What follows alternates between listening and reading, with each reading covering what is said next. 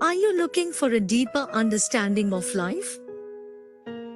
Vedanta Wisdom Trust and Rishihood University present Awakening Wisdom, Insights on Life from the Bhagavad Gita. Join us for a 1-month residential certificate course and explore the timeless wisdom of the Gita. You will be part of a vibrant learning community, exploring the ancient teachings of the Vedantic tradition in a modern setting. Our experienced faculty will guide you with their unique approach towards understanding this complex philosophical text. This is your chance to discover and experience the power of the Bhagavad Gita. Join us at Rishihood University starting 1st July 2023. Visit www.vedantawisdom.in to know more. Are you looking to explore the depths of the ancient wisdom of the Bhagavad Gita? Join us this July at Rishihood University for our 1-month residential certificate course titled Awakening Wisdom, Insights on Life from the Bhagavad Gita. Our course will guide you through the text of the Gita, exploring its philosophy and practical applications for everyday life. Learn from Dr. Janki Santok, senior disciple of Swami Parthasarathi, with over 3 decades of experience in the field, and deepen your understanding of the truths of life. Don't miss this opportunity to experience the magic of this timeless wisdom for yourself. Visit www.vedantawisdom.in to know more.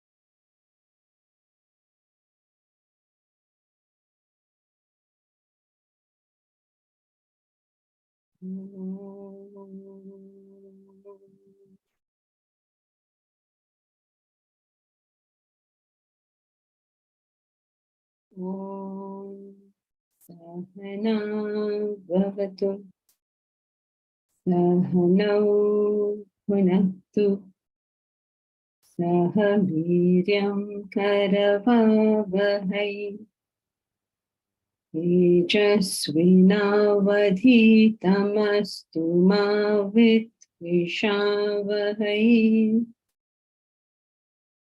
Om Shanti Shanti Shanti.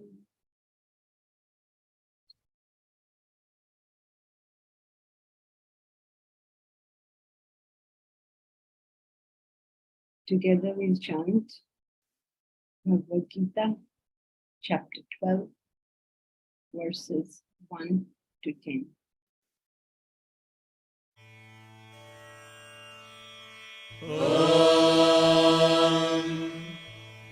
अथ द्वादशोऽध्यायः अर्जुन उवाच एवं सततयुक्ताये भक्तास्त्वां पर्युपासते ये चाप्यक्षरमव्यक्तम् तेषां के योगवित्तमाः श्रीभगवानुवाच मय्यावेश्य मनो ये माम् नित्ययुक्ता उपासते श्रद्धया परयोपेताः ते मे युक्ततमा मताः ये त्वक्षरमनिर्देश्यम् अव्यक्तम् पर्युपासते सर्वत्र गमचिन्त्यम् च कूटस्थमचलम् ध्रुवम् सन्नियम्येन्द्रियग्रामम् सर्वत्र समबुद्धयः ते प्राप्नुवन्ति मामेव सर्वभूतहिते रताः क्लेशोऽधिकतरस्तेषाम् अव्यक्तासक्तचेतसाम् अव्यक्ता हि गतिर्दुःखम् देहवद्भिरवाप्यते ये तु सर्वाणि कर्माणि मयि सन्न्यस्य मत्पराः अनन्येनैव योगेन मां ध्यायन्त उपासते तेषामहं समुद्धर्ता मृत्युसंसारसागरात् भवामि न चिरात् पार्थ मय्यावेशितचेतसाम् मय्येव मन आधत्स्व मयि बुद्धिं निवेशय निवसिष्यसि मय्येव अत ऊर्ध्वं न संशयः अथ चित्तं समाधातुं न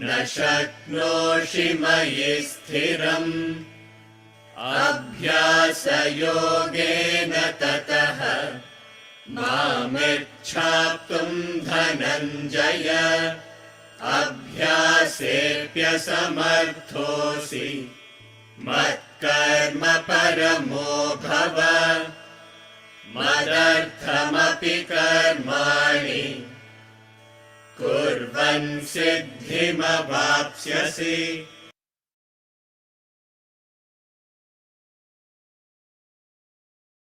We are studying a very interesting portion, which is the progressive steps to self-realization. And you can see how charitable he is in trying to give us these steps, how much love there is in his heart, that he would love to, sort of make it simpler, easier, better for our comprehension, for our execution. And this is a very nice portion. So, in the first bit, he said that first and foremost, you need your whole, you have to fix the goal. Okay, because if you are not doing that, then forget it. You're not achieving anything. So, you know how they say, the best way to predict the future is to invent it. If you invent it, then you know what it's going to be. Otherwise, say, what will it be? What will it be means that somebody else is determining what it's going to be. You are determining what it's going to be. And if you determine it consciously, you will get what you want. You determine it consciously means two things. You have the knowledge, and you're applying the knowledge to decide where and how you have to go. That is conscious. You just say, I'm very conscious. What do you mean you're very conscious? You have the knowledge that tells you, that is, will be able to guide us. And number two, if we have, as people in this class will all be having the knowledge which will guide us, the thing is, do we have the should I say, the wherewithal to take that knowledge and apply it to what we have to obtain to set the goal itself. So first and foremost, you have to set that goal. Then you have to learn the paths which he has given, that you have to do X, Y, and Z. He gave us those paths: Karma Yoga, Bhakti Yoga, Jnana. All right. And if you do all this, then you are ready for the state of meditation. So, what are the progressive steps? He starts with meditation, in the sense that that's the highest, the noblest, the greatest thing a human being can do, which is meditate single-pointedly on the self, and then the last desire for self-realization wanes away, and what you are left with finally is nothing pertaining to any worldly thing. In other words, the entire identification with the body, mind, intellect has been removed, and you see yourself for what you are. You see yourself to be that infinite, all-knowing. You understand that once and for all. What is your original nature? So the highest thing you do is bring the mind to single-pointedness, and then allow it to die away in silence, which is known as meditation. So for that, in the actual execution, two things are required. One is that the mind chants the mantra. Second is that the intellect supervises that chant. So it's a single thought governed by the intellect. So that is what verse 8 told us, right? Verse 8 said, fix your mind in me alone. Fix your mind in me alone means single point of thought. Place your intellect in me.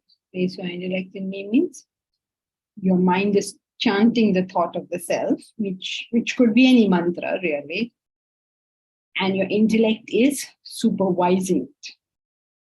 You shall then, no doubt, live in me alone henceforth. No doubt is his authoritative declaration. Often a teacher makes an authoritative declaration because that's one of the ways we learn. So here, no logic involved. He has to tell us this is the way it is. A person who has done it will tell you this is the way it is to be done. And then you shall no doubt live in me alone. Live in me alone means you find out who you really are. Today, who are we living in? This body, mind, intellect. This body, mind. We have to convert that into living to the self. That he's talking about self-realization.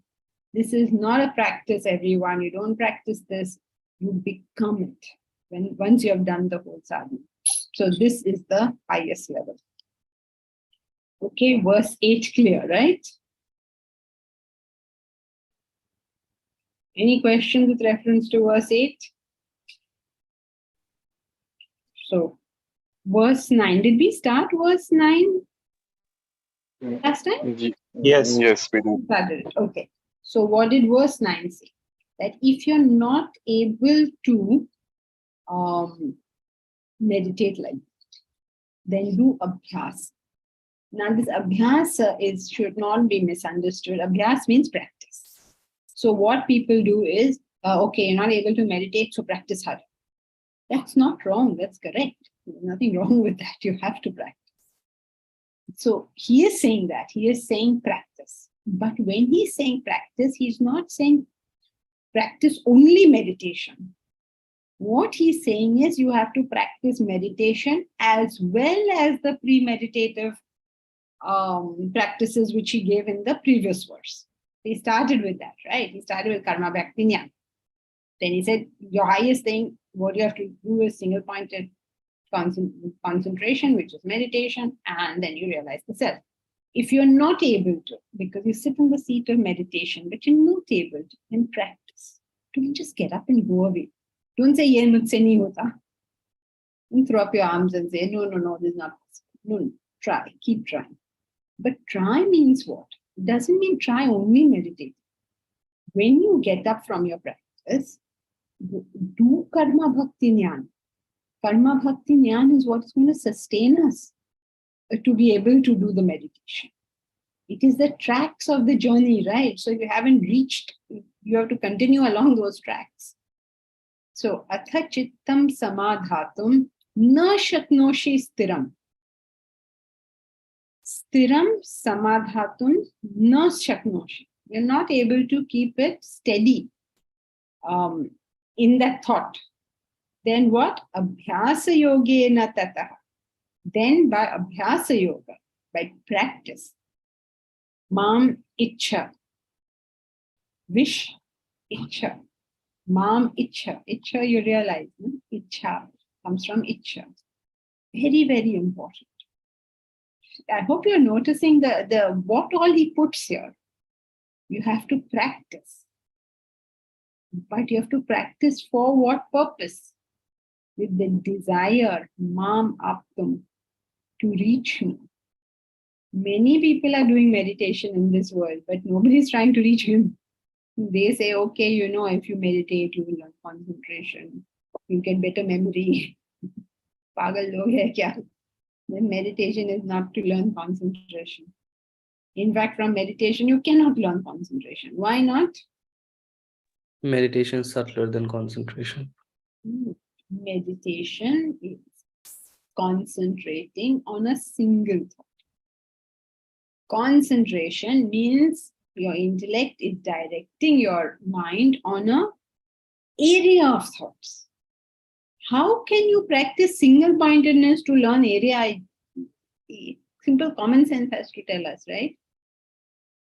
You must practice hitting on the bullseye so that you will be able to hit on the board somewhere. What is the meaning of this? You first practice hitting on the board somewhere and then you will get to bullseye. How can you get practice bullseye so that you will learn how to hit on the board? Doesn't make sense, right? So step by step. Practice. Practice means meditation and premeditative practices, which is karma bhakti niyam. And the purpose of this has to be that ichha, the desire to reach the self, not meditating for any other reason. Some people say, I'm meditating, and then, you know, you meditate and you will find yourself full of abundance and prosperity. Hey, Baba, I'm not supposed to meditate for abundance and prosperity. Want abundance and prosperity, why don't you go to work? What are you meditating for?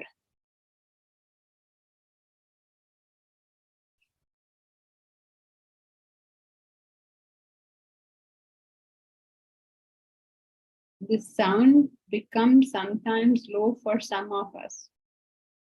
I don't know what to do about that, Asha. Do you know what to do about it? Shall I increase my volume? Does that help? Does that help? I increase mine. Now, if you all say anything, you all will be screaming at me. Does this help if I do this? Increase. It's been all right today, Janki-ji. What? It's been all right today, Janki-ji. Okay. It sounds like you're shouting at me. Let me reduce it. It's not making any difference to you all, right? No, Asha increased it, but it didn't seem to make any difference to you. But when Bharat started shouting at me, I got frightened. So I don't think that's helpful. Are you okay, Asha? I don't know what to do. What else can I do? Everybody else is finding it okay. Maybe you increase your volume, Asha. Maybe that will help. Hari Om, Janki-ji. Yeah, Ganesh. Can I ask a question? Mm-hmm. Okay, this is slightly, I do not know how to phrase it, but I'll try my best. Okay, so I understood what is concentration and meditation. Now, where does flow, the concept, I think you know about flow, right? Where you are lost in that activity and we get into it. Okay, now my question is, shouldn't we focus more on flow than concentration, draining our intellect towards that single point? Because flow is more easier, right? Where you are lost in something. So need your thoughts on that. Why does Vedanta doesn't speak about this concept? Because Vedanta speaks about effort. It says Okay. Karmanya Vadhikarasti. Your action is your right, is your action. Flow is an effect. Flow is when your mind and intellect are both going in the same direction. This kind of situation comes about when your intellect has already learned how to concentrate. People go into flow. Who will be in flow? Federer will be in flow. But what work has gone before he gone into flow? And that also he cannot guarantee will always be in any flow. It is the effort. All of these are effects. Forget about them. Sometimes flow will be there, sometimes flow will not be there. Sometimes inspiration will be there, sometimes inspiration will not be there. Sometimes you will feel like working, sometimes you will not feel like working. All of these things are effects. Ignore them. You have to keep on training yourself to keep doing day after day, minute after minute, just what you need to do. If you keep doing that, the flow will come, the enthusiasm will come, the spontaneity will come, the inspiration will come, all of these things will come eventually. But how can anybody spontaneously speak a language if they are still learning the ABC? How can anyone get into flow and playing tennis when they can't get the ball across the net? It won't happen, right? So put in the work. All these things will come. But in answer to your question, what is flow? It's when the mind and intellect are both in the same direction. So it is not concentration, right? It is not concentration means it is concentration, but it's a slightly higher form where you are able to, where the effort of the intellect is not there so much because it's all set. It's like when you're in the car, it's in cruise control. You know cruise control? Yes, I understand. Like cruise control. But you can be in cruise control only when you've done a few things before that. Okay, thank you so much, ma'am. That was really good. And I think Swamiji also speaks about the same concept. So I saw one clip where he says one lady, she looks at the sun and gets lost. And he says that this is nothing to do with spirituality. When your mind and your intellect are in tandem, that's when it matters. Anyway, you have answered this question. Thank you so much.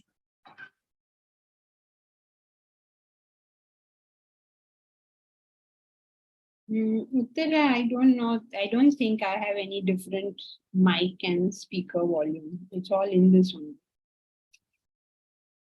Okay, so where were we? Abhyasa. Abhyasa has to be done with? Meditation. With? The practice of meditation. Abhyasa has to be done with? The desire to reach the self. Very good. Bharat, you have to buck up. Deepraj is overtaking you. You better watch it. Abhyasa has to be done with Ichha. Otherwise, your Abhyasa is useless. Isn't it? When you drive a car, it has to be done along with? Desire to reach the destination. Desire to reach the destination. Correct. Very good. Desire to reach the destination is not there, then sitting in the car is useless. So, Abhyasa has to be with Ichha. Ichha is the desire to reach him. What is the desire? Mam aptum, to obtain me. For the purpose of aptum, of obtaining me. That is aptum for those who are in the Sanskrit class. And I hope many of you are taking some interest in doing it. It's the Tumanta form, giving sense of purpose. For what? For the purpose of apnoti. Apnoti, to obtain me. So I hope you all have all making some attempts to learn Sanskrit. Some little Sanskrit at least you must know, right? You cannot be studying a Sanskrit text and say, I don't know anything. What does it mean? Shapnoshi also I don't understand. But thoda to seekh lo, not a lot. So if you're unable to fix your mind steadily on me, then seek to reach me by Abhyasa Yoga, yoga of practice. Abhyasa Yoga includes Karma, bhakti, jnana, and meditation. Very good. Now, Deepraj, you're not allowed to answer anymore. You are also out of answering. So, Abhyasa Yoga is equal to, who are all the quiet people? Let me see. Bharti. Abhyasa Yoga is equal to?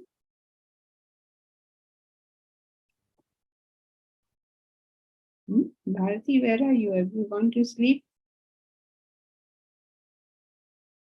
Icha plus application. No, Ganesh, nobody is listening. Practice 3 yogas. Milind, what is wrong with all? Even after Deepraj says it, you don't listen to me, but at least listen to him. Karma, bhakti, jnana with meditation. Very good. What? The Abhyasa Yoga is equal to Karma Yoga, Karma, Bhakti, Jnana plus Dhyan. The 3 yogas and meditation.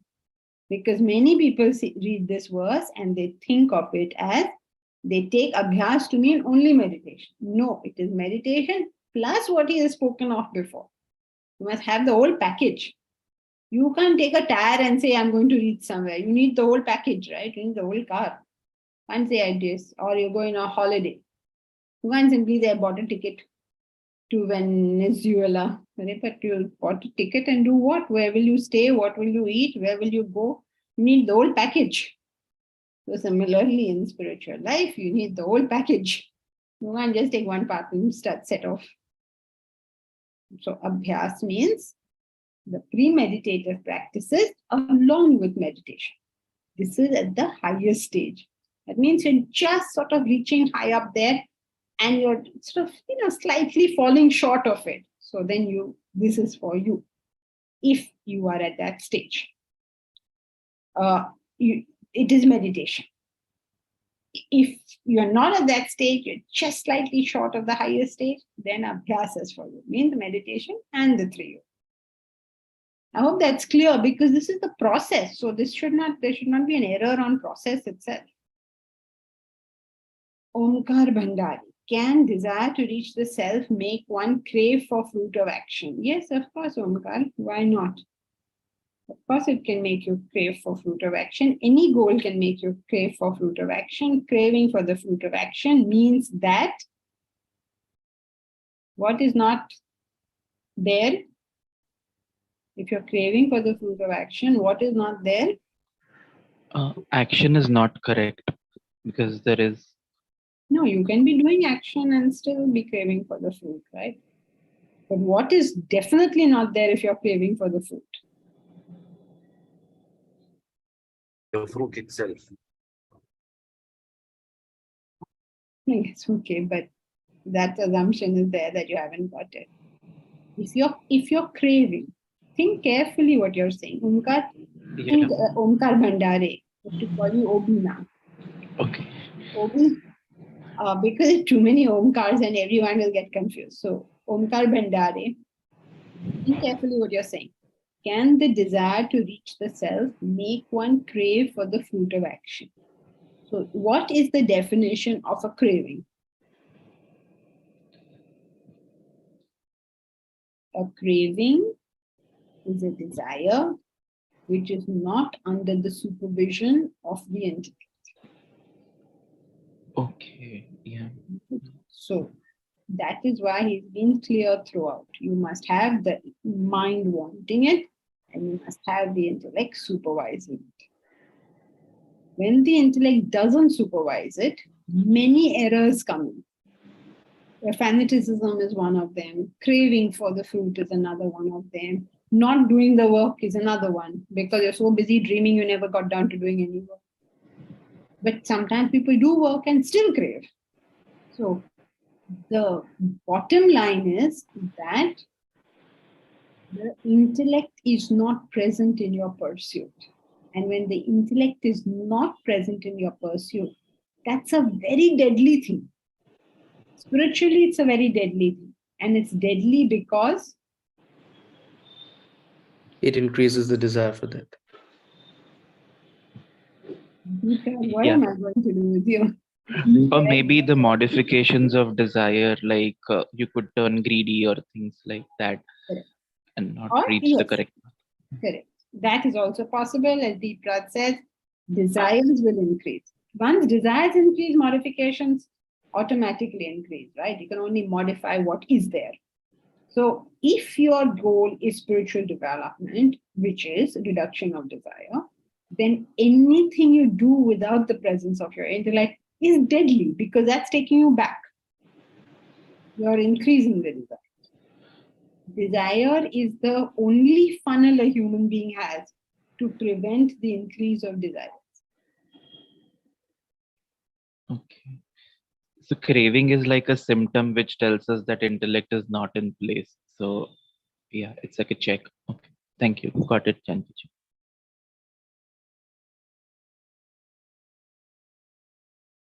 Very good, Deepraj. If the intellect's absence in the spiritual path means increase of desire. Mamita, you had a question? Yes, about mumukshvatva, that is also a craving for liberation, but that is fine because it is one that is inspired by the intellect. No. No. A mumukshvatva is not a craving for, this is why it's in philosophy, words are very important. Craving is a desire that is out of control, that is out of the control of the intellect. Every strong desire need not be out of the control of the intellect. For instance, what is his name now? These Formula One drivers, they are driving at tremendous speeds. That doesn't mean that their car is out of their control. On our streets here also, people are driving at a fast speed. Not Formula One speeds, but anyway fast. But they're going around killing people. So it is not the speed that determines whether there's control or not. Speed and control are two different things. It is usually recommended that if you don't know something, do it slowly. Okay, so you don't know how to control a desire, then don't let the desire go too high. Because you're not going to be able to do so. So, desire and intellect are two separate forces in a human being. You can have a low desire and a low intellect, which means your life will be a mess because your intellect cannot govern that. You can have high desire and high intellect, and you can have a great life because your intellect knows how to supervise that desire. In fact, most high achievers are in this category. They have a very powerful desire and they know how to direct that. So someone who has mumukshvatva is someone who also has a high intellect. Also has a what? A well-developed intellect. Not necessary. They're two separate things. See, when we talk about well-developed intellect in this context, we're talking about gross intellect. I hope that is clear. Because subtle intellect doesn't do any form of control. Subtle intellect is only, that's clear, right? Subtle intellect only exposes to you the possibility of something beyond your comprehension. It does that much. Once it does that, now the mind can crave it, want it, desire it, make it its ambition, whatever it, It is the role, the intellect is like, what should I say? Like a battering ram. When they make a tunnel through a mountain, they first go on with something and they batter it, right? That's the intellect. Once those stones or whatever are broken, then these guys can enter. That's the mind. The intellect goes into realms unknown The mind can only go into realms known. So, Janki-ji, my question is, where does Mumukshatva arise? In the mind? That's what I'm trying to explain to you. Listen, forget your question for the moment. A human being has got two intellects, right? Gross intellect is what controls and directs him. Subtle intellect is what tells him about the existence of the transcendental. Means exposes it to its vision.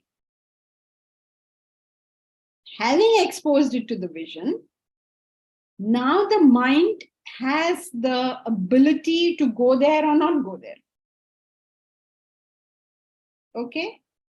If the mind goes there a lot, or if the gross intellect directs the mind to go there a lot, an extremely powerful desire will start. If it doesn't go there, no desire. Okay? Desire is an activity of the mind. Control is an activity of the gross intellect. Just because you have a strong desire doesn't mean it is controlled or not controlled. They're two separate things.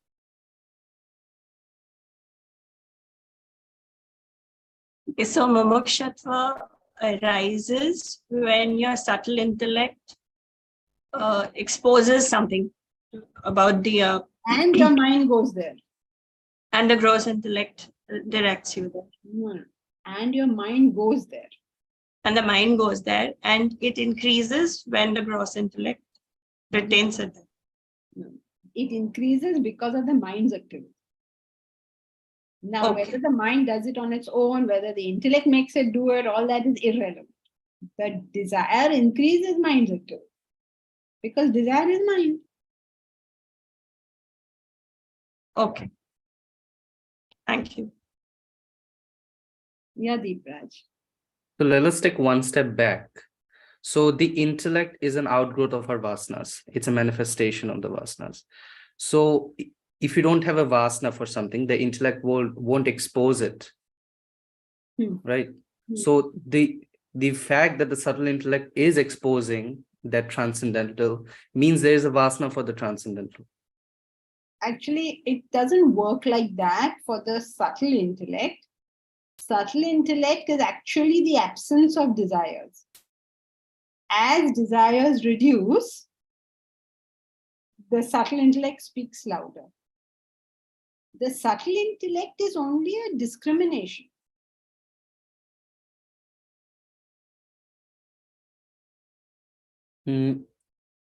So the more our desires reduce, the more this faculty called the subtle intellect. So the subtle intellect cannot be said to be an outgrowth of the vasanas because it's like the opposite force to the vasanas. No, it is an outgrowth of vasanas, but it is something inherent in a human being. The fact that you're a human being, you get it.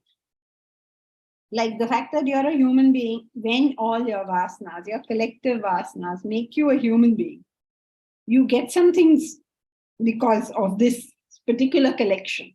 Like you walk erect, you don't walk on all fours, you get a subtle intellect, you get the capacity to speak because you are born human. So that particular collection of vasanas has this kind of behavior. It is an outgrowth of vasanas, but its manifestation happens with the reduction of vasanas. Okay, manifestation. Okay, sorry, I didn't put that well. Think of subtle intellect. What is intellect? Intellect is discrimination. Okay, subtle intellect has only one role. Discriminate between word and not word. That's all it does. So now, since that is the only job it has one job. Suppose you have a lot of other vasanas. Where are you going to listen to this one thing saying something to you? So as this reduces, this voice, which is doing this discrimination for you, rises. But it is still part of the human personality. It's not anything apart from us. I'll still need to think about it a little more. Thank you. So coming back to this, abhyasa. Okay, let's go through this. Everybody is clear about this verse? When you're not able to meditate, you should do abhyas. Abhyas includes? The 3 yogas and meditation itself. Very good. Along with abhyas, one requires? The desire for the self. Icha. Desire, correct. All right, these are the 2 important things you should know. If that desire is only not there, then why on earth are you meditating? Now that desire for liberation, that mumukshatva is what has to drive this process. Now that desire is only so, so non-existent. How is it going to drive any process? So since the desire is non-existent, it's so, what shall I say? It's like a straw that has been in, water for so long, it's got puchuk puchuk. So now how is any water going to be drawn out of that? Can't, no. So our first job is to strengthen that desire. That straw has to be nice and strong so that it can pull out everything else. When you suck anything out from it, become a very, yes, melon, very feeble straw. Nothing is going. So that desire is critical to us. Means you know for yourself.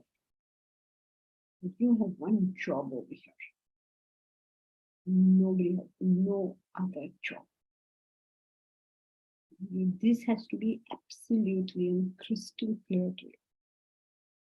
And it will be crystal clear to you when you realize that what are you doing here?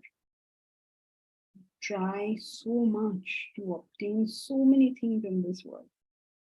And there are 2 issues with that obtaining. Whatever you choose, taking care of your family, earning money, getting health, getting wealth, whatever in the world. There are 2 issues with any of this X that we try to get.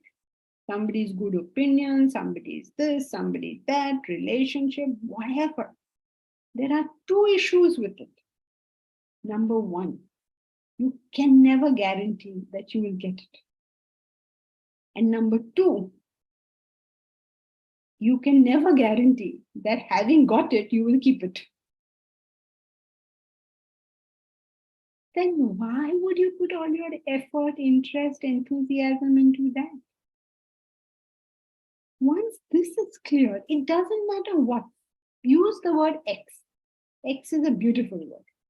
If I try to get X from the world, it doesn't matter what that thing is. If I try for this X, I don't know whether I'll get it. And having got it, I don't know whether I'll be able to keep it. Now, please don't misunderstand that Vedanta is such a depressing thing. They tell you won't get it, and if you get it, you lose it. And not that Vedanta is saying that. These are just the facts of life. Neither is Vedanta saying that since this is so, you shouldn't attempt to get it. No, you have to attempt to get it. Suppose you say, I need a house, but I don't know whether I'll get it. Having got it, I don't know whether I'll be able to keep it. I will not try to get a house. Then what will you do? Go live on the streets? You have to get a house.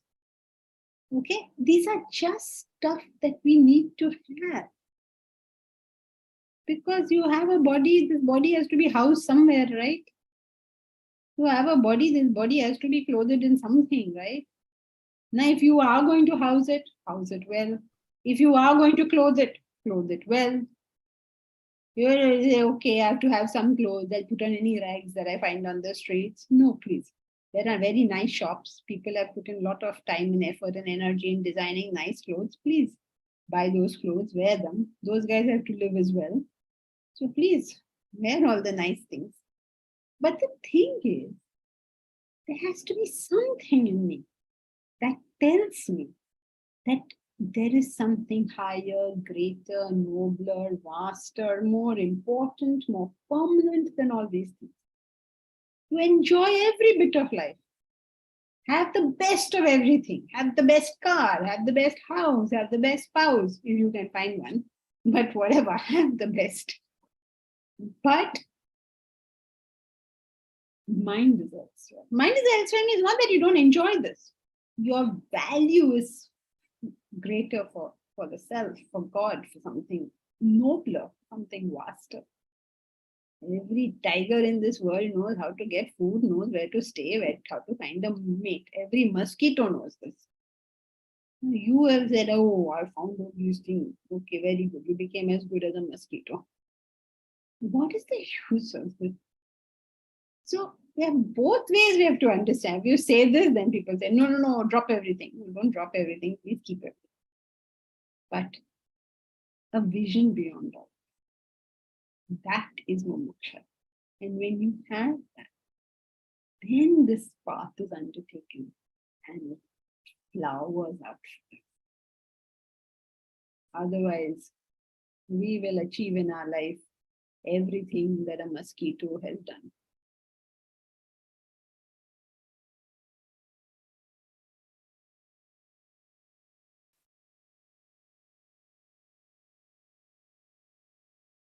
We definitely won't be able to keep it. Death will snatch it all.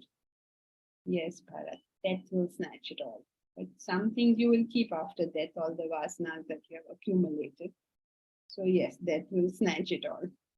Mukesh Vajarya, be a trustee, nothing is yours at the end of the day, don't get attached. This is an effect, Mukesh.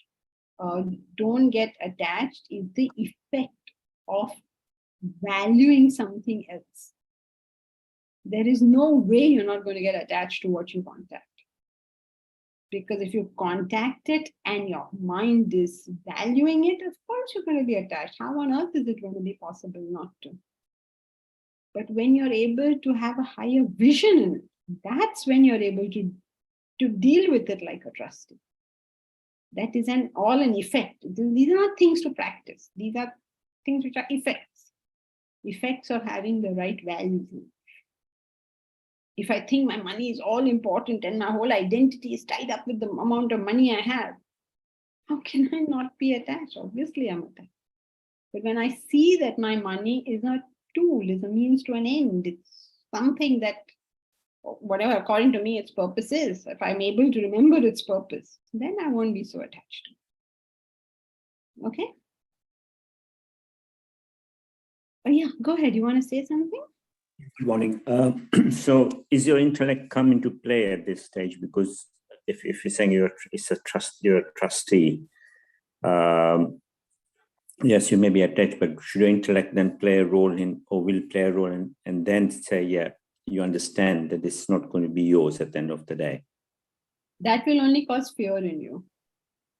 Because if you're attached to it, so take a child. A child is attached to a toy. You tell the child, this will not be yours at the end of the day. That child will start crying.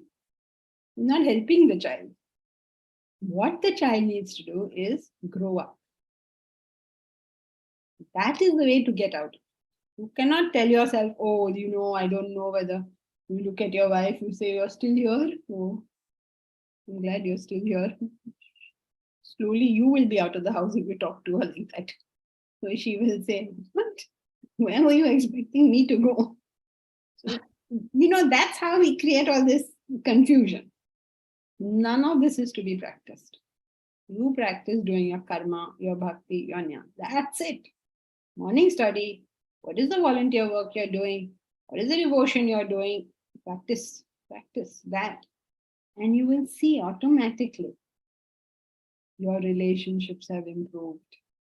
Health has improved. These are all effects. Money has improved. Feeling of money has improved. Big problem in life is no matter how much money people have, they don't feel they have money. It always amazes me.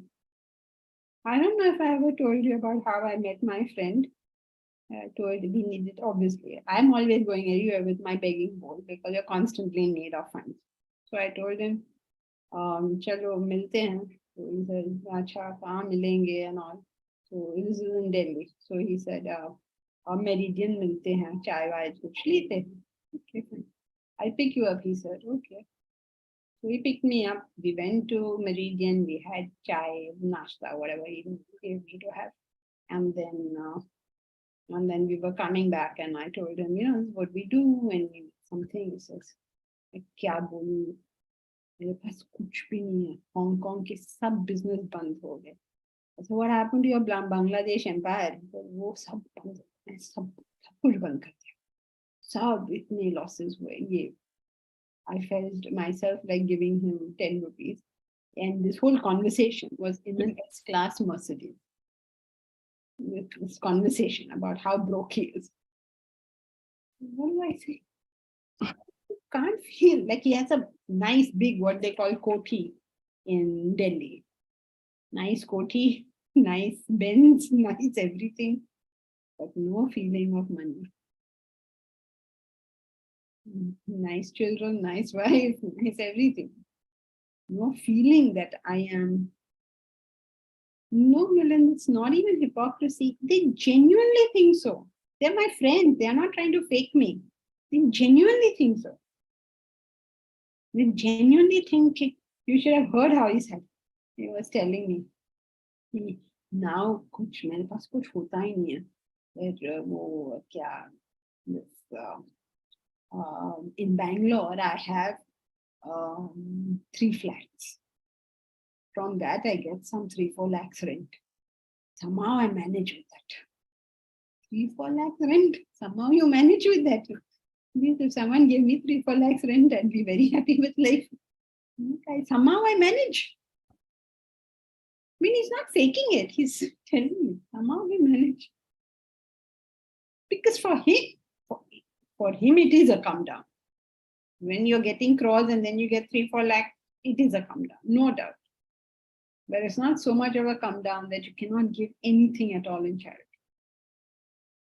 Right? So the feeling of abundance, all of these are effects. Nothing is a cause. As a sadhak, our whole attention has to be on what is the cause. Cause is? Karma Bhakti Jnana. Okay, are you okay with that? Or I just confused you some more? You okay, Mukesh? Thank you.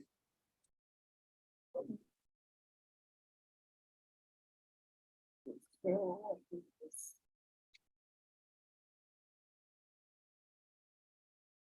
Mamita. So mumukshatva arises when we see the impermanence of the world. Only then.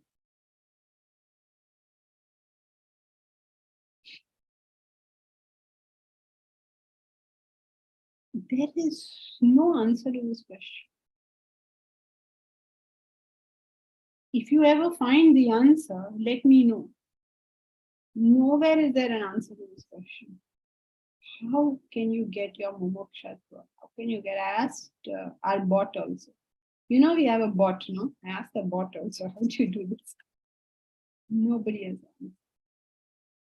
In Yog Vashishta, Rama asked this question. How do you make it right? And Vashishta said, trees fall from the tree. Some fall on stony ground, some fall on fertile ground, some find life and some don't. Why does this happen? Nobody knows. So if it was true that we can show people the impermanence of the world and mumukshatva will rise, whole day I will spend teaching about impermanence of the world. No mumukshatva will rise. People will stop coming to the class, they'll get terrified and run away. Mumukshatva will not come up that easily. There is no answer to this question. There is answer to only one question. The question being, what shall I do now? That we know the answer of, right? What are you to do now, Mamita? The 3 yogas. Just do that. Everything you forget about. In the hope of development. Jankiji, we cannot speed up mumukshatva. No, you cannot, unfortunately. You can't do anything. You just chill. Are you doing karma? Are you doing bhakti? Are you doing jnana? Only 3 questions you have to ask yourself. If you're doing this much, good for you. If you're not doing it, Do it. there's nothing else is going to help. But when you do your karma bhakti jnana, don't forget what you're doing it for. Don't let that go.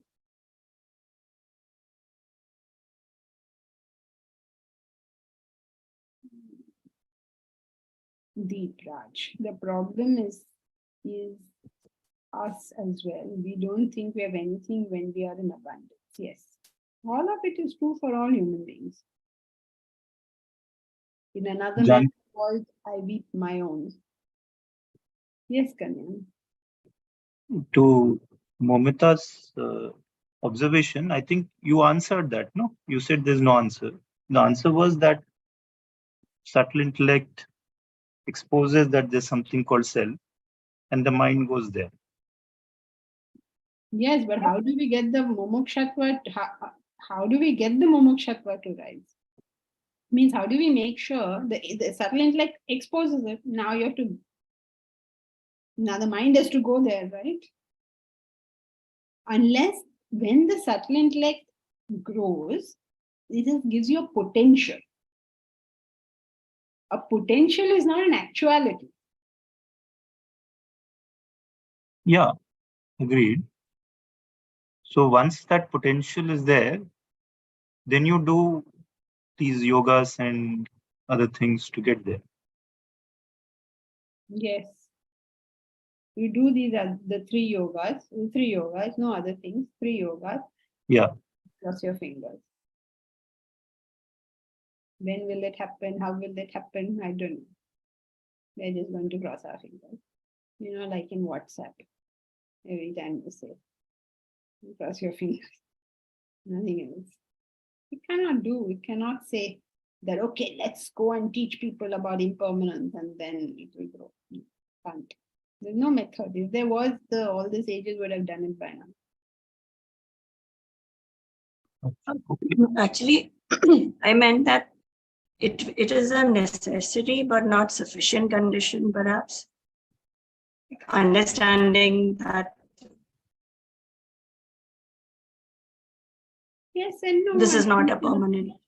Yeah, I mean, different things could inspire different people. Somebody else may be inspired with the idea of loving the whole world, for instance. And then they can go to mumukshatva from there, because the only way to love the whole world is to identify with the self. So it's not necessary. It's a good condition, but it's not neither necessary nor sufficient. Shilpa Kumar, intellect's job is to keep focus on the self. Intellect's job is to be in operation in whatever you choose to do. We cannot say that keep focus on the self, because the intellect's job is to decide where to go. And whatever the intellect has decided, it should focus on that. We can't be prescriptive. Intellect's job is discrimination. The better the discrimination, the more its job is being done.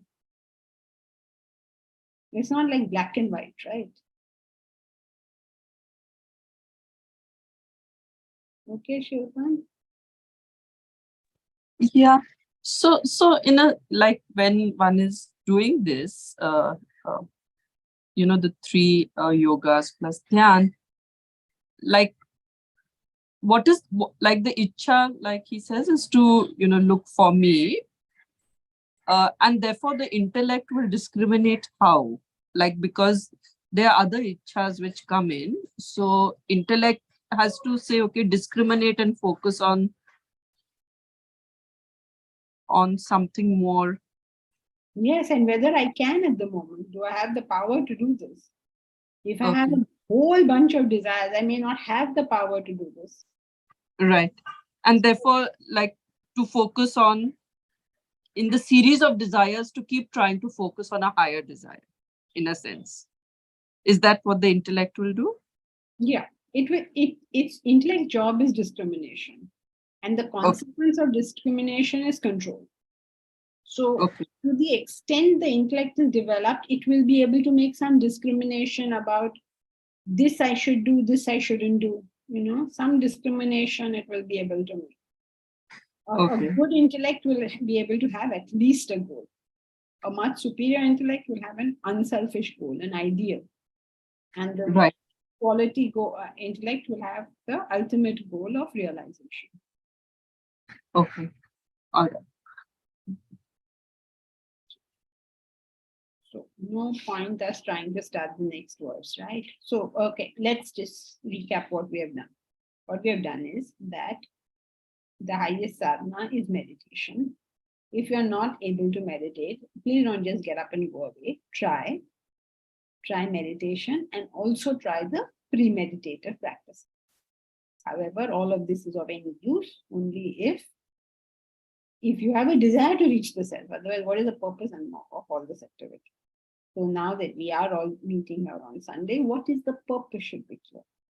I can see from the faces in front of me that many of y'all are coming for the July course. It must be very clear to you what you're coming there for. And I can see many people are not coming also, so you should be very clear. Why are you not going? What have you prioritized over this? Because this is important. For a sadhak, it is important. In the sense that this will give us a little fillip. It will give us a little more focus. It will give us more concentration. It will give us what should I say, sort of discipline. We learn how to work better with this ideal. We learn how to do teamwork better. We learn a million things. So why would you not do it? Why would you not want to sort of gear up your equipment? Once a year, is that too much? Once or twice a year, we do retreats once or twice a year. And this time, luckily, we got a place to do a course. So it's a great opportunity. So why would you not do it? Ask yourself, what have you prioritized above? And then you will yourself know what is thing. I mean, please, you have to use your common sense also. Suppose somebody in the house is suffering from some terrible disease and you have to look after them in a hospital. I mean, ignore cases like that, but each one of us know how much priority we are given. And take your calls accordingly, because if nothing else, at least we must be honest with ourselves. Itna to minimum hona chahiye. So what is Bharat saying? As an announcement, so basically these classes will continue in July as well while the course is on. So you need not worry what is happening to these classes. However, if you can, please try to come there for whatever duration you can manage. Anything else you want to say? Anything else we need to say, Bharat? Yeah, so we will have both the classes starting 10:45 to 11:45. Both classes, okay. So Yes. Sunday class also will start at 10:45. Saturday class has to start at 10:45. So, but not from next time, in the month of July. From 1st of July. Bharat will put it on the group when it's starting from, when it start becoming 10:45. Only from the 1st of July to the 31st of July will it be 10:45. All of June and August will be 10:30. I hope it's clear because everyone gets quite confused. Our classes, next time at least, is till 10:30. Okay. In July, it will become 10:45. When the shift is taking place, Bharat will let you know. Yes, Bharat? Yes, yes. Thank you. Friday class will become